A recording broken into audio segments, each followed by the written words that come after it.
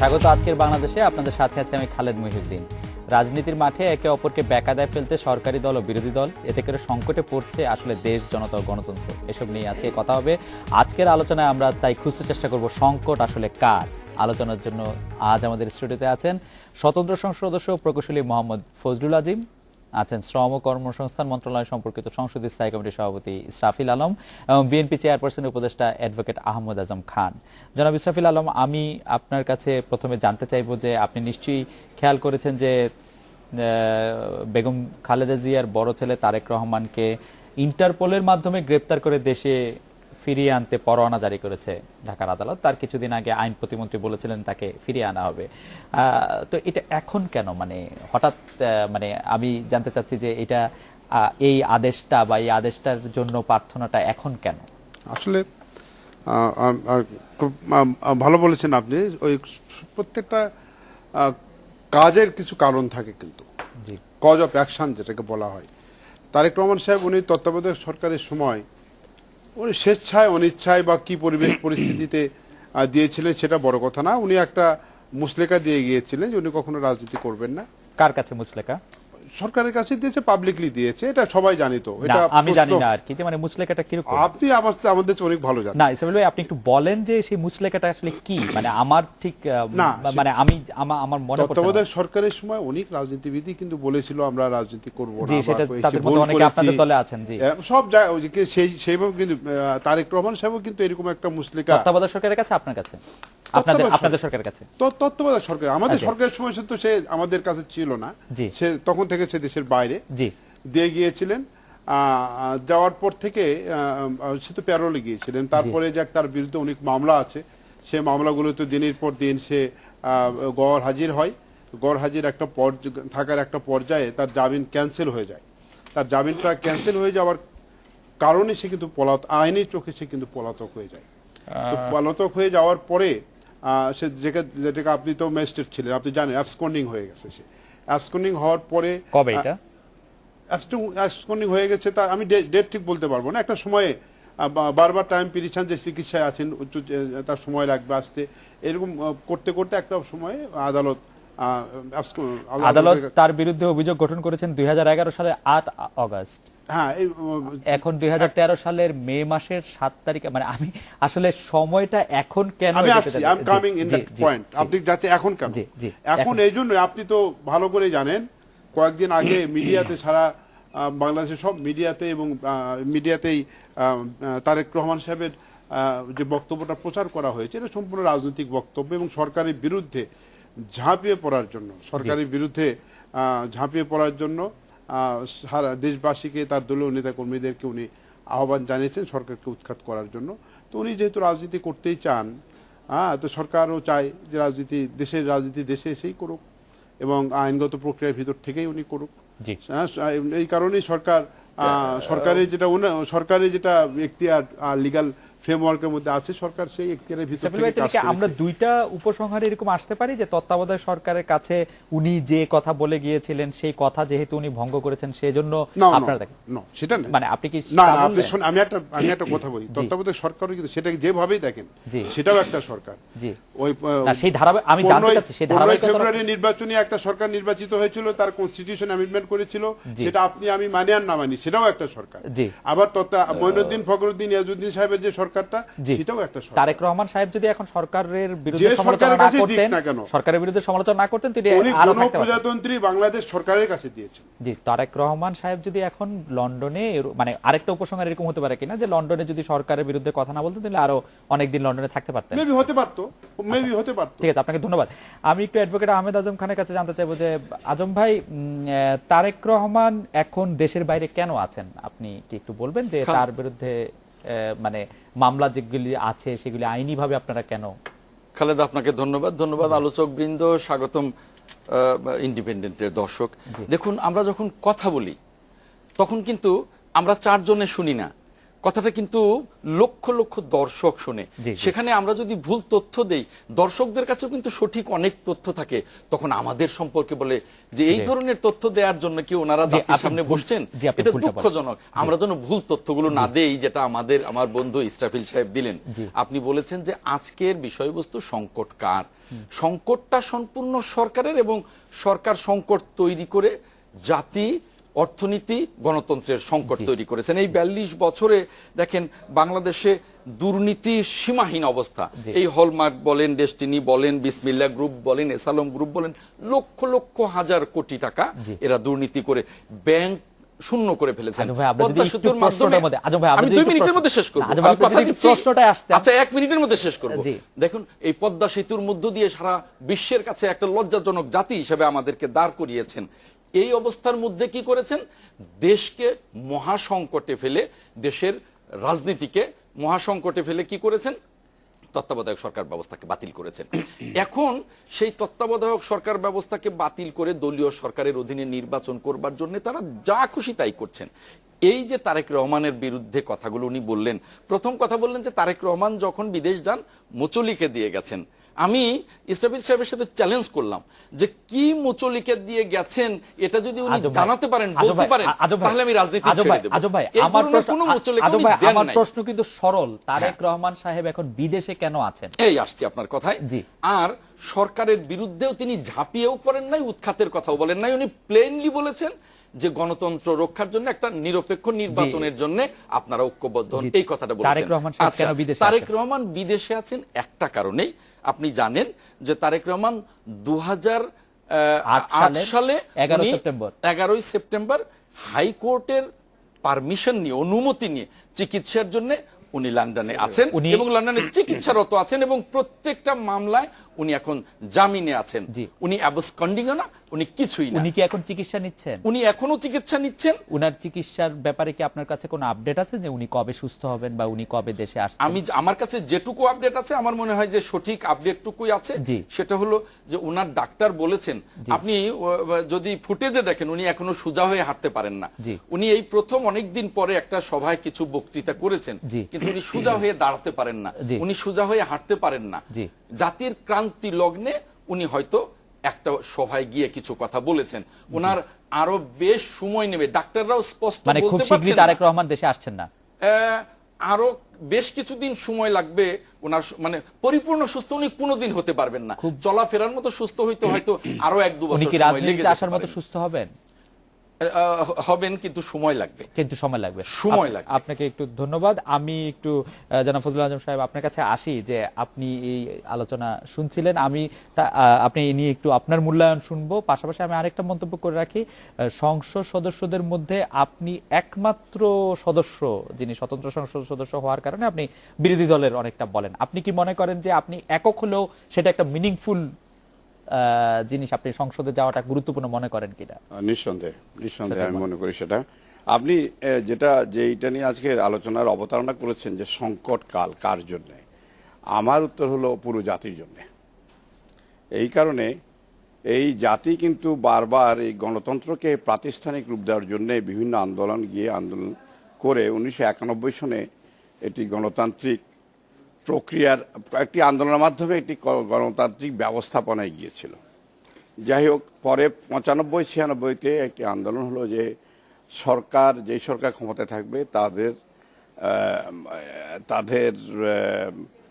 থাকা অবস্থাতে কোনো নির্বাচন হয়, যেমন এটি তত্ত্বাবধায়ক সরকার হতে হবে। সেই নিয়ে অনেক ত্যাগ তিতিক্ষা পুরো জাতি দিয়েছে। পরবর্তীতে নির্ধারণ করা হয়েছিল একটি নির্দলীয় নিরপেক্ষ তত্ত্বাবধায়ক সরকারের। সেই সরকারের আওতায় 4টি নির্বাচন হয়ে গেছে। পরবর্তীতে হাইকোর্ট এসে একটি অবশ্যই রায় দিয়েছে। সেই রায়ের প্রেক্ষিতে এই সংসদ, যদিও রায়টির নিয়ে অনেক মতবিরোধ আছে, বিতর্ক আছে, তো যাই হোক, আমি কিন্তু এই পঞ্চদশ সংশোধনের বিরুদ্ধে আমি ভোট দিয়েছি, এটা ইট ইজ অন রেকর্ড। এবং আমি তখন বলেছিলাম যে এই ধরনের একটি ব্যবস্থা নিলে, সাংবিধানিক যদি সংশোধন করা হয়, তাহলে মূলত আমরা আগামীতে সংকট ডেকে আনবো এবং রাজনীতিতে আমাদের সত্যিকার সমস্যা দেখা দেবে। যেটা আপনি বলেছেন যে আজকে যে সংকট এটা সেই কারণে সৃষ্টি হয়েছে, কিন্তু এই সংকটের কারণে আজকে পুরো জাতি জিম্মি হয়ে আছে। একদিকে সরকার অনড়ক, তারা বলছে যে সাংবিধানিক যা ব্যবস্থা নেওয়া হচ্ছে, সংবিধানের পঞ্চদশ সংশোধনীর মাধ্যমে সংবিধানে সেই ব্যবস্থা রাখা হয়েছে, নির্বাচন কী করে হবে। আর বিরোধী দল বলছে এইভাবে নির্বাচন হতে পারে না। তো এই নিয়ে এখন ঘনীভূত হয়েছে আন্দোলনটি এবং এই বিতর্কে এখন তুঙ্গে উঠে গেছে। এরই মধ্যে আমরা দেখেছি অনেক প্রাণহানি ঘটেছে, অনেক জানমালের নিরাপত্তা বলে এখন আর কিছু নেই, কেউ বাড়ি থেকে বেরো না। এই যেমন আজকেও হরতাল ছিল, হরতাল দেখেছি বিরোধী দলের কাছে আর কোনো উপায়ও নেই, এখন কি করবে। এর আগে আমরা দেখেছি যে এখনকার যে দল ক্ষমতায় আছে তারাও থাকাকালীন তারা এই হরতালই করেছে। শেষ পর্যন্ত একটা পর্যায়ে গিয়ে দলগুলো, রাজনৈতিক দলগুলো, বিরোধী দলে যারা থাকে তাদের একটি মাত্র অস্ত্র থাকে, সেটি দুর্ভাগ্যবশত সেটি হরতাল। কিন্তু এই হরতালের কারণেই জনজীবন অবশ্যই দুর্বিষহ হয়ে পড়ে এবং সর্বপ্রকারেই সমস্যা হয়। কিন্তু কথাটি হলো তারপরে জনগণ চাচ্ছে এর একটা সুরাহ হোক, এর একটা সমাধান হোক। সবাই একটা কথা আসলো সংলাপ হবে, সংলাপ নিয়ে সবাই অনেক যখন আমি মাঝখানে একটা প্রশ্ন করতে পারি যেন, আপনি বলছিলেন যে আপনি পঞ্চদশ সংশোধনী বিরোধিতা করেছিলেন। আমি সম্পূর্ণ তাহলে পঞ্চদশ সংশোধনী বিরোধিতা করা মানে ত্রয়োদশ সংশোধনী বাতিলের জন্যই তো পঞ্চদশ সংশোধনী করা হলো। ত্রয়োদশ সংশোধনী বজায় থাকাকালে 2006 সালের সংকটটা কি আপনি মাথায় মনে রেখেছিলেন? এখানে খালেদ, আমরা তো সংসদের ব্যাপারে একটু আলাদা আছে। আমরা তো যখন আইন প্রণয়ন হয়, যখন বিল আসে, আমরা বিলের উপরে আলোচনা করি। এর আগে অথবা পরের কোনো ব্যাপার নিয়ে আলোচনার প্রশ্ন আসবে। আমি সারমর্ম হিসাবে যেটা বলতে, আমি যদি এখন আপনাকে নাগরিক হিসেবে জানতে চাই যে ত্রয়োদশ সংশোধনী থাকাটা আপনার কাছে ভালো মনে হয়? আমার কাছে ত্রয়োদশ সংশোধনী অবশ্যই আমি মনে করছি থাকা উচিত ছিল। সালে তো আমরা একই সংকটে পড়েছিলাম ত্রয়োদশ সংশোধনী থাকা অবস্থাতেই। না, সেই সংকটটি কিন্তু ওই তত্ত্বাবধায়ক সরকারের জন্য হয়নি, সেটা একটি রাজনৈতিক সংকটই ছিল একটা পর্যায়ে। এবং পরবর্তীতে যেটা হয়েছে যে যার কথা বলা হয় তত্ত্বাবধায়ক সরকার 2 বছর স্থায়িত্ব ছিল, কিন্তু ওইটা তো জোর করেছিল। ওই তত্ত্বাবধায়ক সরকারের স্থায়িত্ব ছিল 3 মাস। পরবর্তী যেটা হয়েছে, এটা কেন হয়েছে কি সেটাকে আমরা কিন্তু এইবারকার এই নবম সংসদ কিন্তু আমরা তাকে কিন্তু আমরা ইয়ে করেছি। আমরা নবম সংসদে কিন্তু ওই 2 বছর যা কিছু করেছে সবগুলোকে আমরা বলেছি গ্রহণযোগ্য আছে, আইনি হয়েছে, সেটা বলেছি আমরা। সেই কারণে ওই কথাতে আমি যাব না। আমার কথা হলো এখন যেই নিয়ে আগে বাকবিতণ্ডা হয়েছিল 95-তে, এই যে কিভাবে নির্বাচনটি হবে, সেই বাকবিতণ্ডাটি এখন আবার হচ্ছে। আগে যারা বিরোধী দল ছিল, এখনকার সরকার, তারা বলেছে নির্দলীয় নিরপেক্ষ চাই। এখন তখনকার যারা সরকার ছিল, এখন বিরোধী দলের, এবং আপনি মনে করছেন যে নির্দলীয় নিরপেক্ষ সরকার ছাড়া একটা সুষ্ঠু নির্বাচন হওয়া সম্ভব না, এবং আপনি মনে করছেন এটাই সাধারণ নাগরিক এবং এটা সবচেয়ে সংকটের কারণ বলে আপনি মনে করেন? এটাই সংকটের কারণ এবং এটা জাতীয় সংকটে দাঁড়িয়েছে। জনাব ইসরাফিল আলম, আমি আপনার দৃষ্টি আকর্ষণ করছি, আপনারা যে সুপ্রিম কোর্টের অর্ডারের দোহাই দিচ্ছেন তত্ত্বাবধায়ক সরকার ব্যবস্থা একদম বাতিল বা তত্ত্বাবধায়ক সরকার ব্যবস্থা না, সেই সুপ্রিম কোর্ট অর্ডারে কিন্তু স্পষ্ট লেখা আছে যে আরো 2টি সরকারের নির্বাচন তত্ত্বাবধায়ক সরকারের অধীনে হতে পারবে রাষ্ট্রের বৃহত্তর শান্তির জন্য। আপনারা কি মানে এইটা আমলে নিচ্ছেন যে বেশিরভাগ লোকজন? তত্ত্বাবধায়ক সরকার পরপর 2টা হতে পারে বলেছে, এটা নতুন আঙ্গিকে হতে হবে, নতুন ভাবে হতে হবে এবং সংসদের ব্যাপারে সিদ্ধান্ত নিতে পারে। সংসদ সে ব্যাপারে সিদ্ধান্ত গ্রহণ করেছে। সংসদে যদি সংসদের প্রতিনিধিত্ব বিরোধী দল যদি সংসদে গিয়ে বিকল্প বা গ্রহণযোগ্য কোনো প্রস্তাব দিত, সেখানে হয়তো আলোচনা হতে পারতো, বিবেচনা হতে পারতো, না পারতো, কিন্তু আলোচনাটা হতে পারতো। সেই সুযোগটা বিএনপি গ্রহণ করেনি এবং পার্লামেন্টও সেই সুযোগ থেকে বঞ্চিত হয়েছে। তবে আমি যে কথা বলবো যে সংকটের মূলে তত্ত্বাবধায়ক সরকার কিনা, যদি আপনি এটা বলেন। না, আমি এটা মিন করি না। তত্ত্বাবধায়ক সরকারের অস্তিত্ব এটা ডেড ইস্যু, এটা ক্লোজ অ্যান্ড চ্যাপ্টার। এটা আর কখনো বাংলার মাটিতে আসবে না, কারণ দেশের সর্বোচ্চ আদালত যে রায় দিয়েছে, সে সংবিধানের অভিভাবক হিসাবে ওই ফর্মে আর তত্ত্বাবধায়ক সরকার হবে না। এখন ভিন্ন ফর্মে, ভিন্ন রূপে সুষ্ঠু, নিরপেক্ষ, অবাধ, গ্রহণযোগ্য নির্বাচন অনুষ্ঠিত করার জন্য আপনার অন্তর্বর্তীকালীন বা যাই নাম দেন না কেন, ভিন্নভাবে একটা সরকার হতে পারে এবং সেটা আলোচনার বিষয়, আলোচনার ভিতর দিয়ে হয়ে আসতে পারে। এটা এককভাবে হবে না, এটা আলোচনার ভিতর দিয়ে হবে। এটা আন্দোলন করেও হবে না, হরতাল করেও হবে না, বোমাবাজি করেও হবে না, ষড়যন্ত্র করেও হবে না। এটা করতে হবে আলোচনার ভিতর দিয়ে, ডেমোক্রেটিক নর্মস অ্যান্ড ফর্মসের ভিতর দিয়ে। এবং আমরা যেহেতু পার্লামেন্টারি ফর্ম অফ ডেমোক্রেসির মধ্যে আছি, সেটা পার্লামেন্টে হলে শোভন হবে, ডিসেন্ট হবে এবং সেটা আরও সুন্দর হবে। সেটা আমাদের জন্য অনেক অনেক গৌরবের হবে সেটা, যদি আমরা পার্লামেন্টে আলোচনা করে করতে পারি। পার্লামেন্টে যেতেই হবে আলটিমেটলি, সেটা আমাদের সবার জন্য আরো মঙ্গল হবে। একটা সঙ্গে বলবেন, কিন্তু আমি তার আগে একটা জিনিস বলে রাখি যে বারবারই আমরা দেখতে পাচ্ছি যে একটা সেটেলড ইস্যু নিয়ে, এবং যেটি জনাব ফজলুল আজম খুব সুন্দরভাবে বলেছেন যে একটা সেটেলড ইস্যু নিয়ে এই জিনিসটা করার খুব জরুরি কোনো দরকার ছিল কিনা, বা কেন আপনারা এটা করলেন, এটা নিশ্চয়ই আপনি এটা বলবেন। অ্যাডভোকেট আজম খান, আপনার কথা বলার আগে একটু আমরা বিরতি নিয়ে আসি। আমরা একটা বিরতি নিচ্ছি।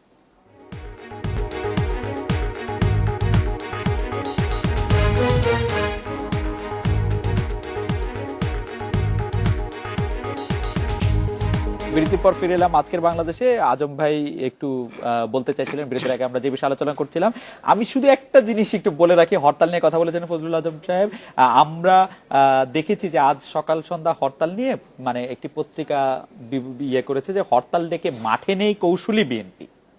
তো আপনার আজকের হরতালে আপনার ভূমিকা কি ছিল সেটাও যদি একটু বলতেন, বা আপনি বিএনপির নেতৃবৃন্দের ভূমিকা কিভাবে দেখেছেন? ধন্যবাদ। বিষয় হলো যে আমার ইসরাফিল আলম সাহেব বলেছেন তার কথনে যে তত্ত্বাবধায়ক সরকার ইস্যু ডেড, ওটা আর কখনো আসবে না, মানে এমন শক্তিতে বলেছেন। তখন মনে পড়ে গেল গতকালকে একটা পত্রিকা পড়েছিলাম বাংলাদেশ প্রতিদিন, ওখানে মাসুক চৌধুরী একজন সাংবাদিক, তিনি বলেছেন যে গণতন্ত্র কি কাজীর গরু? তা আসলেই গণতন্ত্র কাজীর গরু হয়ে গেছে, কেতাবে আছে গোয়ালে নেই। সেই রকম উনি এমন ভাবে জোর দিয়ে বললেন যে তত্ত্বাবধায়ক সরকারের জন্য 90% মানুষের জরিপে তত্ত্বাবধায়ক সরকার 90% মানুষ চান। প্রথম আলোর জরিপটিকে এত গুরুত্ব দিচ্ছেন আজম ভাই? প্রথম আলোর জরিপটিকে এত গুরুত্ব দিচ্ছেন কেন? আপনাদের বিরুদ্ধে জরিপে যেগুলি বিষয় এসেছে সেগুলির ব্যাপারে তো আপনারা প্রতিবাদ না না, করেছিলেন। শুধু প্রথম আলো না, কিন্তু গত 2 বছরে অনেকগুলো জরিপ অনেকভাবে এসছে, ওই 90%ই এসছে। আপনি 90% বাদ দেন, 80% ধরেন, 70% ধরেন, সংখ্যাগরিষ্ঠ মানুষ তত্ত্বাবধায়ক সরকার চায়। সেটাকে উনি বললেন যে কখনো এটা আসবে না। আরেকটা কথা কি, আজকে তারেক রহমান সম্পর্কে খুব কষ্ট নিয়ে কথাটা বলি, 2 জন মন্ত্রী, বিশেষ করে বন পরিবেশ মন্ত্রী তারেক রহমান সম্পর্কে বলেছেন একেবারে খুব অশ্লীল ভাষায় ওনাকে কটাক্ষ করে কথা বলেছেন। দেখুন, আমরা কিন্তু শেখ মুজিব সম্পর্কে, আমরা কিন্তু জয় সম্পর্কে বা শীর্ষ নেতাদের সম্পর্কে একটা ন্যূনতম রাজনৈতিক সংস্কৃতি তারেক রহমান সাহেব সর্বশেষ যে লন্ডনে প্রকাশ্যে এসেছেন আপনি বলছেন, সেখানে কিন্তু প্রধানমন্ত্রীর পরিবারকে উদ্দেশ্য করে তিনি একটি কথা বলেছেন, একাধিক কথা বলেছেন। তিনি বলেছেন পদ্মা সেতু দুর্নীতির সাথে প্রধানমন্ত্রীর পরিবারের সদস্যরা জড়িত। কথার মধ্যেও কিন্তু অনেক রকমের সৌজন্যতা বোধ থাকে।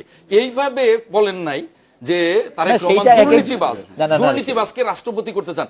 দেখুন, এখনো তারেক রহমানের বিরুদ্ধে একটা দুর্নীতির প্রমাণও হয়নি। কাজেই তারেক রহমান দুর্নীতিবাজ, যেখানে হাজার হাজার লক্ষ লক্ষ হাজার কোটি টাকার দুর্নীতি, যেখানে আন্তর্জাতিকভাবে বাংলাদেশকে দুর্নীতিবাজ রাষ্ট্র হিসেবে বিশ্ববাসীর কাছে পদ্মা সেতুর মাধ্যমে প্রমাণ করে দেওয়া হয়েছে, যেখানে অর্থমন্ত্রী বলেন যে ওই হলমার্কে 4000 কোটি টাকা তো মামুলি বিষয়, সেখানে তারেক রহমান কোথায় কয় টাকা দুর্নীতি করেছে কে বলতে পারবে? কি প্রমাণ আছে? মানে দুর্নীতি টাকার অঙ্কে আসলে আমরা বিবেচনা যাচ্ছি না, আমরা আসলে দুর্নীতি এবং সুনীতির প্রশ্ন আলোচনায় থাকে, সুনীতি এবং দুর্নীতির আলোচনায় থাকি। তারেক রহমানের বিষয়ে কিন্তু মানুষ বুঝতে পেরেছে যে এটা ছিল জাতীয় এবং আন্তর্জাতিক চক্রান্ত। তারেক রহমানকে যদি দুর্নীতিবাজ বলা যায়, তাহলে একজন দেশপ্রেমিক রাজনীতিককে বা দেশপ্রেমিক পরিবারকে রাজনীতির পর থেকে সরিয়ে দিতে পারলে তারা দেশটাকে লুটে পুটে খেতে পারবে, আর কিছু না। জনাব ইসরাফিল আলম, আমি ওই প্রশ্নটার জবাবের জন্য আপনার কাছে আবার আসবো। হরতাল ডেকে কৌশলী বিএনপি এবং কাউকে ওরকম দেখা যায় নাই যে হরতালের ক্ষেত্রে। জনাব ইসরাফিল আলম, আপনি যদি একটু বলতেন যে তত্ত্বাবধায়ক, আমাকেও প্রশ্ন করেছিলেন যে আপনাকেই প্রশ্ন করেছে, আপনার কাছে আবার একটু পরে আসছে। আমি একটু তত্ত্বাবধায়ক সরকার প্রশ্ন, আপনি যে এটাকে একদম ডেড ইস্যু বললেন, তারপরে তাহলে এটা নিয়ে আলোচনা কি হবে? আমরা কোনো আলোচনার ভরসা কিন্তু দেখছি না। উনি তো মিস ইন্টারপ্রিট করলেন, বুঝতে ভুল করলে তো হয়তো আমি বুঝাইতে পারিনি। আমি বলেছি দেশের সুপ্রিম কোর্টের রায়ের পরে যে ফর্মের তত্ত্বাবধায়ক সরকার ছিল, ওই ফর্মের তত্ত্বাবধায়ক তো আনার সুযোগ নাই। কারণ আমি 111, 112 আমাদের সংবিধানের অনুচ্ছেদের প্রতি তো আমাকে শ্রদ্ধাশীল থাকতে হবে। তো দেশের সর্বোচ্চ আদালত, সংবিধানের হলো অভিভাবক, তারা যে জাজমেন্টটা দিয়েছে, সে যে প্রধান বিচারপতিকে প্রধান করে সেটা তো বাতিল করে দিয়েছে সুপ্রিম কোর্ট, সেই সংশোধন এটা আপনার। এখন আপনি সেটা আনবেন কিভাবে? আমি বলছি উনার রাইটলি বলেছেন যে ভিন্ন ফর্মে আসতে পারে, কিন্তু ওইভাবে তো আর আসবে না। আমি সেই কথাটা বলেছি, কিন্তু আপনি অযথা একটা কথাকে ভিন্নভাবে নিয়ে যে আপনি, আমরা মুখোমুখি বসে যদি কথা অপব্যাখ্যা দিই তাহলে তো এটা খুব আনফরচুনেট হবে। কিভাবে হাইকোর্টের এই রায় কিভাবে হয়? আমি বললাম তো 111 কে যদি আপনি যদি অস্বীকার করেন তাহলে আপনি কিভাবে থাকবেন? হ্যাঁ, যে সুপ্রিম কোর্টের যে আপনাকে মানতে হবে না। আর বলছে সেটেলড ইস্যু নিয়ে আমরা কেন এটা আপনাদের ইশতেহারে ছিল না, কিছুতে ছিল না। আমি সেটেলড ইস্যু আমি আপনাকে বলি, এটা এই জন্য দেখেন, তত্ত্বাবধায়ক সরকার আমাদের 73-তে নির্বাচন হয়েছে, 54-এ নির্বাচন হয়েছে, এবং সারা গণতান্ত্রিক বিশ্বে নির্বাচন হয়, পাকিস্তানও নির্বাচন হলো, আমাদের পাশের দেশেও হলো। আমরা 86 সালের নির্বাচনে 88 সালের নির্বাচনে আমরা শিক্ষা গ্রহণ করলাম যে ক্ষমতায় থেকে যারা ভোট করে সেই সরকারের অধীনে। আমি খুব বিনয়ের সঙ্গে আপনাকে বলতে চাই যে আমরা প্রেক্ষাপটটা মোটামুটি ভাবে সবাই জানি, কিন্তু আপনি যদি আমাদেরকে একটু বলতেন যে আমাদের কি 2006 সালের তুলনায় বা 1996 সালের তুলনায় আমাদের রাজনীতির মাঠে আমাদের কোনো ব্যক্তিগত রাষ্ট্রিক সামষ্টিক কোন উন্নতি হয়েছে যে আমরা পরস্পরকে সেই আস্থায় নিব? অনেক উন্নতি হয়েছে, কে বললো উন্নতি হয়নি? আমি আপনাকে একটু স্মরণ করিয়ে দিই যে বিচারপতি কে এম হাসানকে আপনারা তত্ত্বাবধায়ক সরকারের প্রধান মানতে চাননি, কারণ তিনি জীবনের প্রথম পর্যায়ে বিএনপির আন্তর্জাতিক বিষয়ক সম্পাদক ছিলেন। এখন ওটুকু এর জন্য আপনারা তাকে মানতে চাননি, এখন পুরো আপনাদেরকে মেনে ওনারা নির্বাচন করবেন, এটা কেমন একটা চাওয়া? না, এটা তো আমরা বলেছেন কি উনাকে আবার করার জন্য বয়স বাড়িয়ে দিল 2 বছর, যে উনাকেই করতে হবে। এটা তো উনার জন্য একটা ব্যাপার। না, এটা তো বিএনপি। এখন মাননীয় প্রধানমন্ত্রী শেখ হাসিনা প্রধান থাকবেন, নির্বাচন করবেন, এটা আপনার কি হয়? আপনাকে একটা কথা বলি খালিদ ভাই, শোনেন, অতীত ভুলে গেলে তো চলবে না। দেখেন, শেখ হাসিনাই একমাত্র নেত্রী যিনি ক্ষমতায় এসে শান্তিপূর্ণভাবে সাংবিধানিকভাবে কিন্তু আমরা সেটা সবসময় আশা করি। 2000 এটা না, এটা তো অ্যাকনলেজ করবেন আপনি। জি, অবশ্যই অ্যাকনলেজ এটা করবেন না। আর বেগম জিয়া 91 সালে ক্ষমতায় এসে 96 সালে উনি ক্ষমতা ছাড়তে চাননি। জি, এটা কারণে 15 ফেব্রুয়ারির মধ্যে একটা নির্বাচন জাতির ঘাড়ে চাপানো হয়েছে। আমি একটু আসি। আবার দেখেন, শেখ হাসিনা কিন্তু সেখান থেকে বের হয়ে এসে উনি ফ্ল্যাগ নিয়ে বঙ্গভবনে গেছেন, মেয়াদ পূরণ করে হাসতে হাসতে আবার ক্ষমতা হস্তান্তর করে আবার হাসতে হাসতে ফ্ল্যাগ খুলে বের হয়ে আসছে। তার পরবর্তীতে কি করলো বেগম জিয়া? 2001 সালে ক্ষমতায় এসে 2006 সালে উনার নিজস্ব ব্যক্তিকে দিয়ে ভোট করাবেন, আবার ক্ষমতা আসবেন। একটা পরিপ্রেক্ষিতে আপনারা বিচারপতি কে এম হাসানকে মানতে চান নাই বলে এই অবস্থাটা হয়েছিল।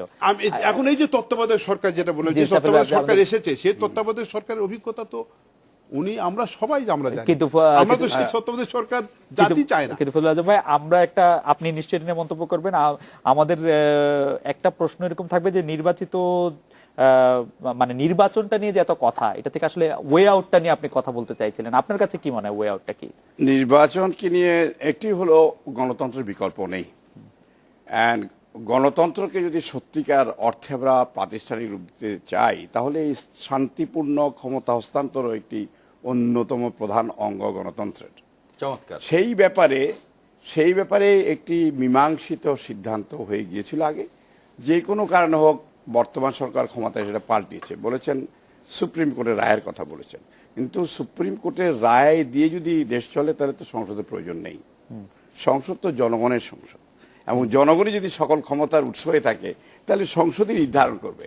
এমনকি সংসদ যদি মনে করতো তখনই যেটি একটি পূর্বমীমাংসিত বিষয়, যেহেতু সংবিধানের অমুক ধারা মোতাবেক এটাকে সাংঘর্ষণিক মনে হচ্ছে, সেই কারণে বস্তুতপক্ষে প্রয়োজনে সংবিধানে সেই ধারাটিকে পাল্টাবো, কিন্তু আমি যে ধারাটির কথা বলা হচ্ছে সেটা হচ্ছে বাংলাদেশের সংবিধানের কোর ধারা, আমাদের রিপ্রেজেন্টেশন অফ পিপল, সেটা তো চেঞ্জ করা যায় না। সেই রিপ্রেজেন্টেশন সেটা আছে, সেটা নিয়েও কিন্তু সেটাও বিতর্কিত আছে। এখানে শোনেন, কথাটা হলো সংবিধান কেন, রাষ্ট্র কেন, এবং আপনার আইন কানুন কেন? এখানে যেটা হলো যে জনগণের মেধা এবং চাহিদা মোতাবেক আপনাকে এগোতে হবে, এবং সেটা যদি এর বাইরে গেলে তাহলে সংঘর্ষ হবে এবং সংকট দেখা দেবেই। আজকে সেই পর্যায়ে আমরা এসে পৌঁছেছি।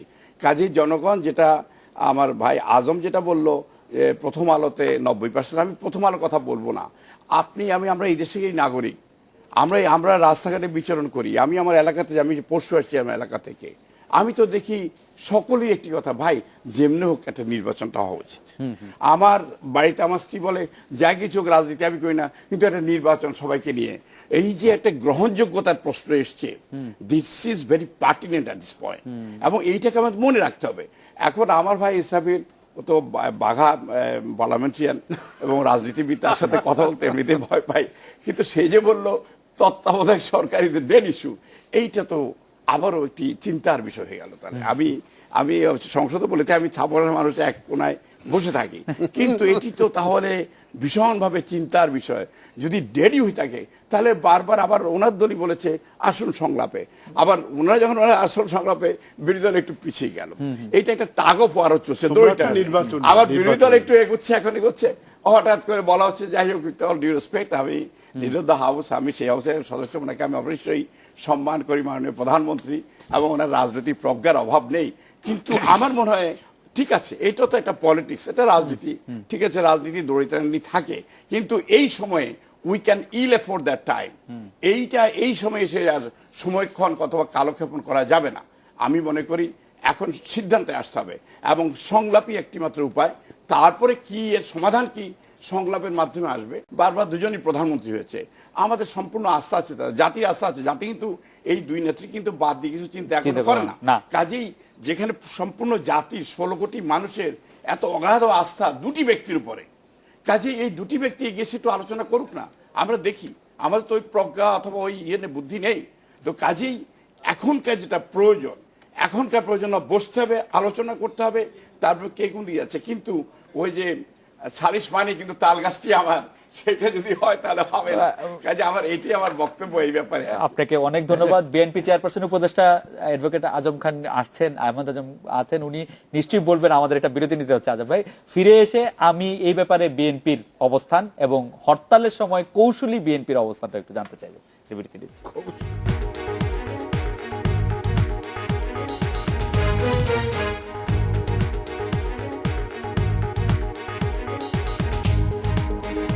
বিরতি পর ফিরে এলাম। আজকের বাংলাদেশে অ্যাডভোকেট আহমেদ আজম খান, আপনি যদি একটু এই সংকট থেকে উত্তরণ এবং বিএনপির হরতালের সময় অবস্থান। জি, বিএনপি হরতাল ডাকে, বিএনপি মাঠে থাকতে চায়।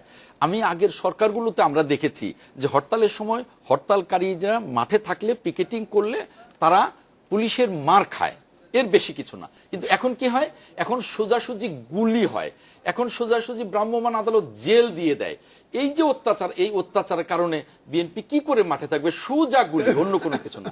যে কারণেই বিএনপি মাঠে নামতে পারছে না, কিন্তু জনগণ স্বতঃস্ফূর্ত হরতাল করছে। তো আপনার কথাই আমি আশা করি এই করতে পারছি। আর হাইকোর্টের যে বিষয়টা, এই বিষয়টা কিন্তু খুব পরিষ্কার। হাইকোর্ট যে সংক্ষিপ্ত রায়টা দিয়েছিল যে আরো 2 টার্মের জন্য এই তত্ত্বাবধায়ক সরকার ব্যবস্থা থাকতে পারে, সেই পূর্ণাঙ্গ রায়ের জন্য কিন্তু সরকার অপেক্ষা করেনি। এবং তখন যে পঞ্চদশ সংশোধনীর জন্য যে একটা কমিটি হয়েছিল, যে কমিটি নেতৃত্ব দিয়েছিলেন সাজদা চৌধুরী এবং সুরঞ্জিত সেনগুপ্ত, সেই কমিটি বাংলাদেশের সকল শ্রেণী পেশার লোকের কাছ থেকেই কিন্তু মতামত নিয়েছিলেন। প্রত্যেকটা শ্রেণী পেশার লোক কিন্তু তত্ত্বাবধায়ক সরকারের কথা বলেছিলেন। এবং ওই কমিটি নিজেও, এই সাজদা চৌধুরী এবং সুরঞ্জিত সেনগুপ্ত, তারাও তাদের রিপোর্টে তত্ত্বাবধায়ক সরকার ব্যবস্থা রেখে প্রতিবেদন দিয়েছিলেন। কিন্তু যখন প্রধানমন্ত্রী টেবিলে গেলেন, ফিরে আসার পরে শুধু ওটা ছাড়া আর সবকিছু থাকলো, তখন কিন্তু ওনারাও তত্ত্বাবধায়ক সরকারের বিরুদ্ধে কোনো কথা বলেন নাই। এমিকাস কিউরির সকলে, একজন ছাড়া সকলে কিন্তু তত্ত্বাবধায়ক সরকারের কথা বলেছেন। কাজেই এরপরে এই হাইকোর্টের রায়ের কথা বলাটা একেবারেই বাতুলতা। প্রথমত সংক্ষিপ্ত রায় ছিল, পূর্ণাঙ্গ রায় পর্যন্ত অপেক্ষা করেনি। আর পূর্ণাঙ্গ রায়টা হলো ইতিহাসের সবচেয়ে বিতর্কিত রায়, যেটা বাস্তবায়ন হওয়ার যোগ্য না, কারণ রিটায়ারমেন্টের 16 মাস পরে সই করেছেন, এইটা রায় হতে পারে না। এখন আরেকটা কথা হলো যে তত্ত্বাবধায়ক সরকার জাতি চায় না, উনি বলেছেন। ভাই, পূর্ণাঙ্গ রায়ের সাথে সংক্ষিপ্ত রায়ের কি তফাৎ? পূর্ণাঙ্গ রায়ের সাথে সংক্ষিপ্ত রায়ের তফাতের কথা বলছি না, পূর্ণাঙ্গ রায়ের পরে তো রায়টা কার্যকরী হবে। পূর্ণাঙ্গ রায়ের জন্য অপেক্ষা করেনি, 1 নম্বর। আর 2 নম্বর, পূর্ণাঙ্গ রায়ের পরে এই রায়টার আর কোনো অস্তিত্ব নেই, কারণ যে রায়টা প্রধান বিচারপতি সই করেছেন তার 16 মাস আগে তিনি রিটায়ার করেছেন, তখন তার সই করার কোনো এখতিয়ার থাকে না। তার মানে এই রায়টা কোনো রায় না, এই রায়ের কোনো কার্যকারিতাই নেই। এটা আপনিও জানেন, আপনিও একসময় বিসিএস অফিসার ছিলেন, যে রিটায়ারমেন্টের 16 মাস পরে পৃথককরণের যে রায় দিয়েছিলেন বিচারপতি মোস্তফা কামাল, সেই বিচারপতি মোস্তফা কামালের রায়টির ক্ষেত্রেও তো একাধিক বিচারক সে সময় অবসরপ্রাপ্ত ছিলেন, সেটিকে বিতর্কিত বলবেন না? সেটা কিন্তু 16 মাসের বিষয় না। একটা জিনিস আপনি বলেন, মানে এটা কি টাইমের জন্য, মানে উনি 3 মাস পরে দিলে সেটা ঠিক রায় হইতো না? যদি এই রায়টা নিয়ে প্রশ্ন ওঠে, ওই রায়টা নিয়ে কিন্তু প্রশ্ন ওঠে। এই রায়টা নিয়ে আপনার প্রশ্নটা কোন জায়গায় সেটা আমি জানতে চাই। প্রশ্নটা হলো যে 16 মাস পরে এই রায়টা সই করা মানে এই রায়ের কোনো কার্যকারিতা সেটা কি থাকে না। দেরির কারণে, কারণ 16 মাস পরে আপনি রায়ে সই করতে পারেন না। যদি আমি অবজেকশন দেই তাহলে এটার কোনো কার্যকারিতা নেই। আপনারা কি এটা হাইকোর্টে রিভিউ করবেন 16 মাস অবসরে 16 মাস পরে এই রায়টা কার্যকর করা সময় হলে করব, এখন রিভিউ করব। তার মানে আইন আদালতের প্রতি আপনার আস্থা নাই? না, মোটেও নাই। এটা বুঝতে পারেন, সেদিনও একটা রায় বেরিয়েছে কর্নেল তাহেরের উপরে, এটাও কাজে আইন আদালতের প্রতি আস্থা আমাদের কেন, জনগণেরই নেই। এখন আমি আমার আলোচনা চট করে ফিরে আসি, আবার বলবেন যে সময় নেই। জি, কর্নেল তাহেরের যে রায়ের ব্যাপারে বেরিয়েছে, মওদুদ আহমেদের যে কথা, সেটাও নিশ্চয়ই আপনারা খেয়াল করেছেন। হ্যাঁ, মওদুদ আহমেদের দায় কেন আমরা নেব? মওদুদ আহমেদের দায় কেন জিয়াউর রহমান নেবে? জিয়াউর রহমান বাংলাদেশের ওই লাইনে আমি যাব না, ওটা আরেকদিন কথা বলবো। ইসরাফিল আলম সাহেব বলছেন যে বাংলাদেশের মানুষ তত্ত্বাবধায়ক সরকার চায় না। এই কথা শুনে জনগণ বা জাতি হাসবে না কাঁদবে, এটাই তো বুঝতে পারছি না, যেখানে 90% মানুষের জরিপে এসছে বারবার। প্রথম আলোর কথা বলছেন, প্রথম আলো না, গত 2 বছরে যত জরিপ এসছে সবই 90%। সেখানে উনি বলছেন চায় না, এটা হাস্যকর না? আর 15ই ফেব্রুয়ারির নির্বাচনের কথা বললেন। 15ই ফেব্রুয়ারির নির্বাচন না হলে তত্ত্বাবধায়ক সরকার কি করে হতো? বাংলাদেশ আজকে পর্যন্ত গণতন্ত্র কিভাবে রান করতো? আমি এক কথাই বলতে চাই, সর্বশেষ যে কথাটা বলতে চাই, যে আজিম ভাই বলছেন যে সংলাপের বিকল্প নেই। সংলাপ হবে কি করে? খালেদ, আপনি আমাদেরকে ডেকেছেন, কি বলেছেন? যে আজম ভাই বা আজিম ভাই, আপনারা এই আজকের বাংলাদেশের টক শোতে আসবেন কখন? 11টার সময়। আমরা 11টার সময় বসবো, তাই না? তাইলে যদি সময়টা না দিতেন এবং ডেটটা না বলতেন, আমরা কি আসতে পারতাম? আজকেও আওয়ামী লীগ বলছে যে চিঠির প্রয়োজন নেই। তাহলে কখন, কিভাবে, কার সাথে বসবো? কারণ হচ্ছে যে আমি একটু ইসরাফিল ভাইকে চলে যাবো, আপনার কাছে আমি শেষ কথা বলে আসি। কারণ হচ্ছে যে বেগম খালেদা জিয়া বলেছিলেন 48 ঘন্টার মধ্যে মেনে আমার বাসায় চা খেতে আসেন। আর টাইম কোথায় দিবে? না ঠিক আছে, সেটা তো গেছে, ওটা তো মানে নাই, সেটা কেমনে যাবে? অন্যায় তো সরকার করে ফেলেছে, এখনো করেন। কোনটা অন্যায়? কোনটা অন্যায়? যখন এটা চিঠির কথা আলোচনা হচ্ছিল, যেটি আজিম ভাই বললেন যে আপনারা যখন একটু আগিয়ে আসেন, তারা একটু পিছিয়ে যান, তারা একটু আগে গেলে আপনারা একটু পিছিয়ে যান, 48 ঘন্টা আলটিমেটাম দিলেন। না না না, ওনারা কোনোভাবে চিঠি দিচ্ছিলেন না, তাই বলছেন খালেদা জিয়া। চিঠি দেওয়ার সময় তো পার হয়ে যায়, 48 ঘন্টার মধ্যে আমাদেরকে চিঠি দিয়ে আমাদেরকে এজেন্ডা চিঠি দেওয়ার কথা বলেনি নাই। উনি বলেছেন যে আপনারা তত্ত্বাবধায়ক সরকারের কথা মেনে আমার বাসায় চা খেতে আসেন। না না না, তত্ত্বাবধায়ক সরকারের এজেন্ডা দিয়ে আমাদেরকে চিঠি দেন এবং আমার তত্ত্বাবধায়ক সরকার মেনে আমার কাছে চা খেতে আসেন। যাই হোক ইসরাফিল ভাই, একটা শেষ কথাটা হলো ওই যে আজিম ভাই যেটা বলছেন যে তত্ত্বাবধায়ক সরকারি মূল সমস্যা, এটা দিলে এটাতে কোনো সন্দেহ নাই ইসরাফিল ভাই, এবং এই সব সমস্যার জন্য আপনারা দায়ী। না ধন্যবাদ। আসলে সরকারের এমন কোনো দরকার ছিল না তত্ত্বাবধায়ক সরকার ব্যবস্থা বাতিল করার। এমন কোনো কার্যক্রম সরকার করেনি যে এই সংকট সৃষ্টির দায় সরকারকে গ্রহণ করতে হবে। আসলে বিরোধী দল তাদের দায়িত্ব পালন না করে এই যে সরকারের সকল কাজের কোনো বিরোধিতা করা, সমালোচনা করা এবং তার ভিতর দিয়ে দেখেন আন্দোলনের নামে দেশে ভাঙচুর করা, জ্বালাও পোড়াও করা, অগ্নিসংযোগ করা, পাওয়ার স্টেশন পুড়ে ফেলা, কোরআন শরীফ পুড়ে ফেলা, মসজিদে আগুন দেওয়া, শহীদ মিনারে হামলা করা, জাতীয় পতাকাতে আগুন দেওয়া, এইসব ঘটনায় জঙ্গিবাদী শক্তিকে আবার উস্কে দেওয়া, এগুলাই হলো আমাদের দেশে রাজনৈতিক সংকটের কিন্তু মূল কারণ। যে কথাই বলবো, এগুলো মূল কারণ। আর যে তত্ত্বাবধায়ক সরকার বা একটা সুষ্ঠু নির্বাচন অনুষ্ঠিত করার জন্য যে একটা অন্তর্বর্তী যাই বলি না কেন, এই যে সরকারের একটা কাঠামো নিয়ে যে আলোচনা বা প্রশ্ন উদ্ভব হয়েছে, এটা কিন্তু একটা রাজনৈতিক প্রশ্ন। এই রাজনৈতিক প্রশ্নটা রাজনৈতিকভাবেই কিন্তু সমাধান করতে হবে। এটা এই যে আমি যেটা কথা বলি, এই ভ্যান্ডালিজম করে, এই যে ফায়ার সেটিং করে, এই যে এইসব, ওইটা আমরা আরেকটা প্রসঙ্গে চলে যাচ্ছি না ইসরাফিল ভাই। না আমি বলছি কি সংকটের কথা, সংকটটা কিন্তু ওইখানেই না, সংকটটা কিন্তু ওইখানে। আমার সংকট কিন্তু আমি দেখতে পাচ্ছি না যে একটা সুষ্ঠু নির্বাচন হবে। আমি যদি বলি যে আমার সংকট, আমার সংকট সুষ্ঠু নির্বাচন। আমি একটা কথা বলি আপনাকে, আসলে যখন 15th অ্যামেন্ডমেন্ট বাতিল হয়ে গেছে, 13th অ্যামেন্ডমেন্ট যখন দেশের সর্বোচ্চ আদালত কর্তৃক বাতিল হয়ে গেছে, সর্বশেষ কর্নেল তাহেরের ফাঁসির রায়কে যখন বলা হয় যে ঠান্ডা মাথায় খুন, এসবের ভিতর দিয়ে আমি যেটা বলি জুডিশিয়াল রিভিউয়ের ভিতর দিয়ে জিয়াউর রহমানের শাসন সাংবিধানিক সংশোধনী, বেগম জিয়ার শাসন সাংবিধানিক সংশোধনী, এগুলো মিথ্যা হয়ে গেছে, গ্রহণযোগ্যতা হারিয়েছে, বৈধতা হারিয়েছে। দেশের জনগণের কাছে এগুলোর আর কোনো মূল্য নাই। জনগণের মূল্যটা কিভাবে? জনগণের কাছে এগুলোর কোনো মূল্য নেই। আমরা দেশের নির্বাচনী জনপ্রতিনিধি হিসাবে প্রতিদিন জনগণকে ফেস করতে হয়, এবং আমি আমার এলাকাতে 40 বছরের সন্ত্রাস, রাজনৈতিক সংঘাত এবং পারস্পরিক যে একটা এই যে রক্তপাতের যে অবস্থা, এগুলোকে অবসান করে রাজনৈতিক সম্প্রীতি আমি প্রতিষ্ঠিত করেছি। সাধারণ মানুষ, বিএনপি বলেন, আওয়ামী লীগ বলেন, সাধারণ মানুষ বলেন, তারা কিন্তু দেশে শান্তি চায়।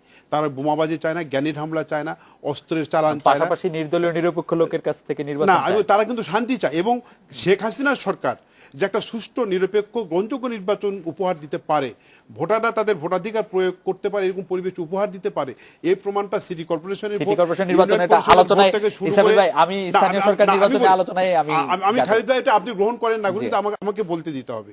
এটা শেখ হাসিনা কিন্তু প্রমাণ করেছে, সে নির্বাচনের কমিশনের কোনো এখতিয়ারকে কিন্তু সে ইন্টারফেয়ার করে নাই। আমরা এখন আসতে পারি যে ভোট করবে নির্বাচন কমিশন, ভোটের সময় আমিও ভোট করব, বিএনপিও ভোট করবে। আমি বিনয়ের সঙ্গে আমাদের সময় খুব আমি বিনয়ের সঙ্গে আপনাকে মনে করে দিতে চাই যে বিএনপির ক্ষমতায় থাকা অবস্থায় ঢাকার মেয়র মোহাম্মদ হানিফ নির্বাচিত হয়েছিলেন, বিএনপি ক্ষমতায় থাকা অবস্থায় চট্টগ্রামের mayor ABM Mohiuddin Chowdhury mayor নির্বাচিত হয়েছিলেন, কিন্তু তারপরেও কিন্তু আপনারা তত্ত্বাবধায়ক সরকার মিরপুর হয়েছিল। এখন আপনারা যে মাগুরের কথা বলছেন, আমরা তো ওনারা আমাদের ভোলার কথা সেটা বলতে হয়নি। পারেন ইচ্ছা করলে। না না না না, আমি আমরা আসলে তো সামনে বলবো কেন সখীপুরের কথা। না, আমরা একটু আজিম ভাইয়ের কাছে আসি। আজিম ভাই যে এবং এবং এবং না, ঢাকা আজিম শহরে ভাই, আমাকে মেজর স্পিকার মান্নান সাহেব- সাহেব আর আমাদের ফালু সাহেবের জি, ভোটের- আজিম ভাই, ভোটের- আপনি বলেন। আমি দেখতে পাচ্ছি যে স্পিকার সাহেব আমাকে ফ্লোর দেয় না। না, এখানে বলেন। আছে না, আজকে না, আমাদের না, খালেদের you কাছ থেকে are সময় পাচ্ছি না। fortunate man I have যে been আপনি সবচেয়ে বেশি marginalized. বলেন। I have been marginalized, সবচেয়ে আমাকে বেশি সময় বলেন। দেওয়া হচ্ছে। জি। এখন কি আপনার প্রশ্ন কি আমি খালেদের আমি প্রশ্ন বলতে কি চাই যে আপনি যে আশা করেছিলেন যে ওয়ে ফরওয়ার্ডের, আমি কিন্তু যে জায়গায় সরকার এবং বিরোধী দলকে দেখছি, এইখানেও দুজনকে একই অবস্থায় দেখতে পাচ্ছি। আপনি কি মনে করেন? না না, কি আসলে? এখানে যেটা হলো আমাকে আমার ভাই ইসরাফিল বলেছে যে এই সব কথা জনগণের কাছে মূল্য নেই, অথবা আপনি যে উনি যেটা বললেন যে এই যে সন্ত্রাস যেটা হচ্ছে অথবা এই হরতালকে কেন্দ্র করে বিভিন্ন ধরনের জ্বালা পোড়া হচ্ছে, এগুলো কাম্য নয়, গ্রহণযোগ্য নয়। ঠিকই বলেছে, এটা ঠিকই আছে। জনগণ চায় না, এটা চায় না, হরতালও চায় না। সবাই চায় একটা শান্তির জীবন। কারণ রাজনীতিবিদরা যারা আছে, ক্ষমতার পালাবদল হয়, কেউ ক্ষমতায় আসে, কেউ বিরোধী দলে যায়, কিন্তু সাধারণ মানুষ কিন্তু আস্থা নিয়ে আসে। সাধারণ কী চায়? সেখানে সুশাসন চায়। যে আমরা ওই আগের সরকারের কাছ থেকে আমরা হয়তো বা সুশাসন পাইনি, যেটুকু আমরা কামনা করেছিলাম, আমাদের প্রত্যাশা ছিল, সেই কারণে জনগণ পরে আবার আরেক দলকে ক্ষমতায় আনে অথবা মোর্চাকে ক্ষমতায় আনে। তখন তারপর তাদের পরীক্ষা আছে, 5 বছর পরে একটি পরীক্ষা আছে। পরীক্ষাতেই নির্ধারিত হবে তারা ভালো কাজ করেছে কি ভালো কাজ করেনি। কিন্তু সেই পরীক্ষাটি কি ওপেন বুক হবে নাকি ক্লোজ বুক হবে, সেইটা নিয়ে এখন বিতর্ক এসে গেছে গিয়ে। আমি বই দেখে যদি পরীক্ষা দিই তাহলে তো নকলে পরীক্ষা হয়ে যাবে গিয়ে। তো সেই পরীক্ষা দিলে আমি যে ডিগ্রি নেই না কেন আমার কোনো চাকরি কেউ দিবে না। এখন জনগণ, চাকরি দেওয়ার মালিককে জনগণ। তো কাজেই এইটি এখন প্রশ্ন এসছে। এবং দেখা যাচ্ছে যে অতীতের অভিজ্ঞতাতে একটি ব্যবস্থা, সেটা যেই নামই দিন না কেন, ঠিক আছে, তত্ত্বাবধায়ক নাম আমাদের ওই শেক্সপিয়ার সাহেব বলেছিলেন যে হোয়াটস in a name, what's in a name. আপনি রোজকে রোজ বলে না, যে নামে রোজ ইজ এ রোজ। তো কাজেই আপনি যেই নামই দেন, ঠিক আছে, কিন্তু অন্তর্বর্তী সরকার, কিন্তু ব্যবস্থাটি সঠিক হতে হবে। নির্বাচন কমিশনের কথা বলেছেন, দুর্ভাগ্যবশত নির্বাচন কমিশনের ব্যাপারে আমি কোনো মতামত দিতে চাই না, কিন্তু এখন যে অবস্থা হয়েছে, নির্বাচন কমিশনের প্রতি জনগণের আস্থা আছে, থাকলে তাহলে প্রশ্ন আসছে না। তারপরে স্থানীয় সরকার নির্বাচনগুলোর সাথে জাতীয় সরকার নির্বাচনের কোনো সম্পর্ক নেই। আমাদের আবার সরকার নির্বাচনকে কেন্দ্র করে কোনো দল আজিম ভাই, আমাদের আরেকটা বিরতি নিতে হবে। আমি এখানে আপনাকে থামাতে হবে, কারণ আমাকে একটা বিরতি নিতেই হবে। হ্যাঁ, বিরতি নিতে হবে। আপনি আমার সময় দেবেন। জি, আপনি বলবেন, কিন্তু আমি অ্যাডভোকেট আহমেদ আজম খানের কাছে জেনে রাখি যে বেশ কয়েকটি উপনির্বাচন বর্জন করেছে বিএনপি। মানে নারায়ণগঞ্জে মানে ভোটের আগের দিন সরে দাঁড়াতে বাধ্য করা হয়েছিল তৈমুর আলম খন্দকারকে। কুমিল্লা সিটি কর্পোরেশন নির্বাচন করার কারণে দলের পদ হারিয়েছিলেন মনিরুল হক সাক্কু। এখন বিএনপি এই 4টি সিটি কর্পোরেশন নির্বাচনে অংশ নিচ্ছে। আপনার কি নির্বাচন কমিশনের উপর আরেকটু আস্থা পাচ্ছেন কিনা, যদি আপনি 30 সেকেন্ডে বলেন, আমরা একটা বিরতি নিয়ে ফিরে আসার পরে তারপরে আমরা একটু আজিম ভাইকে শুনবো।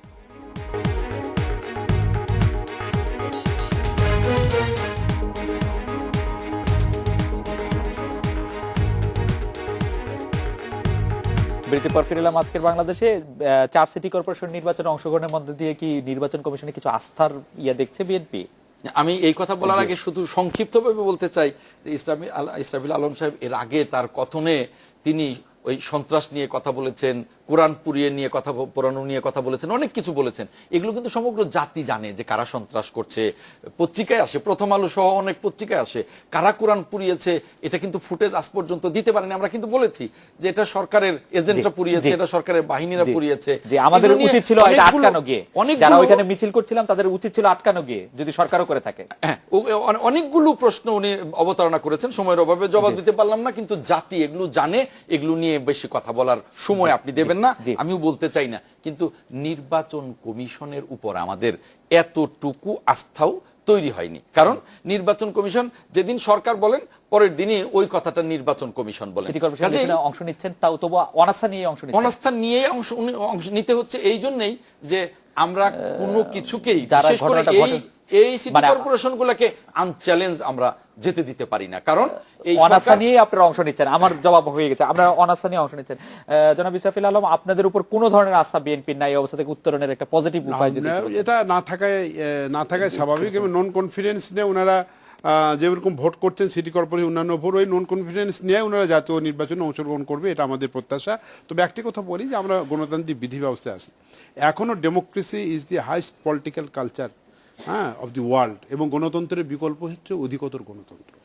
আমরা গণতন্ত্র বলি, প্রকৃতপক্ষে গণতন্ত্রের যে যে যে যে শর্তগুলো, যে গণতন্ত্রের যে মূল্যবোধ সেগুলোকে আমরা এত বেশি অবমূল্যায়ন করি, এত বেশি আমরা এগুলোকে অ্যাবিউজমেন্ট করি, এটা কিন্তু আমাদের জন্য লজ্জার, এবং ভবিষ্যৎ প্রজন্ম হয়তো এই ব্যাপারে আমাদেরকে ধিক্কার দিবে।